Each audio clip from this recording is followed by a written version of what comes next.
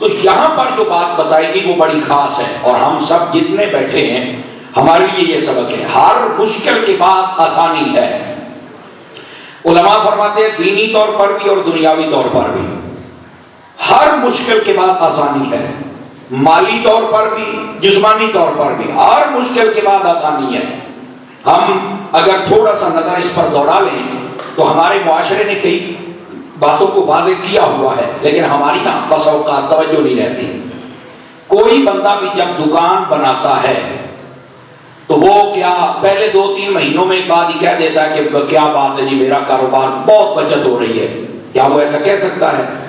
آپ کی زبان میں یہ مشہور ہے کہ دکان جب بنائی جائے تو 3 سال کے بعد آپ اس سے کچھ حاصل کر سکتے ہیں، ایسے ہی ہے جی۔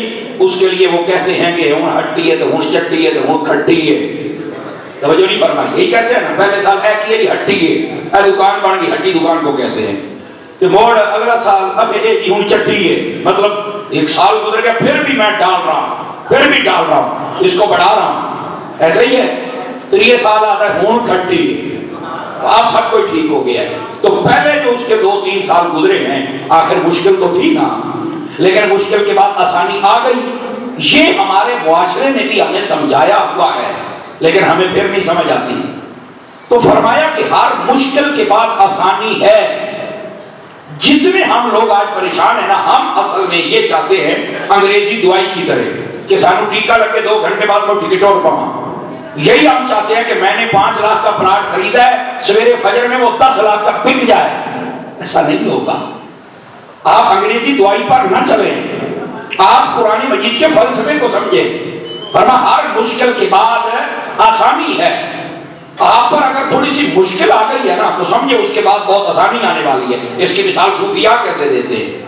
صوفیاء کہتے ہیں، آپ دیکھیں جب بہت زیادہ دھوپ کڑک کی ہو نا، کہیں سے ہوا بھی نہ چل رہی ہو، بندہ کیوں ہوئے آج تک گرمی دھوپ کر نکلی ہے، آپ کی بولی میں کہہ رہا ہوں، تو اس کے بعد ہوتا کیا ہے؟ کوئی سیانا بندہ یہ بھی کہہ دیتا ہے کہ اگر اتنی گرمی ہے نا تو میں نے لگتا ہے آج کی لاؤنا یا اندھیری یا اسی تو یمی یا اسی۔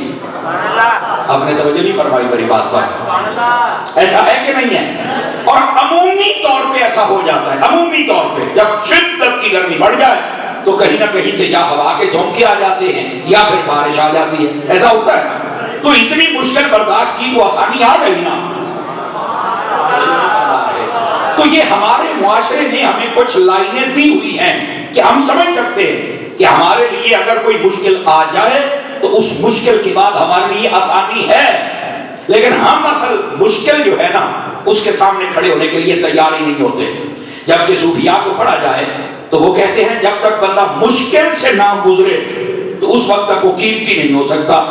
آپ ایک چھوٹی سی مثال لے لیں، یہ آپ کے پاس ایک لوہا یہاں سے کاٹ کے یہاں تک اگر مجھے دے دیا جائے بالکل بے قیمت رہے گا، یہ کوئی کسی فائدے کا نہیں ہے، یہاں سے کاٹ کے یہاں تک دے دیا کیا فائدہ ہے؟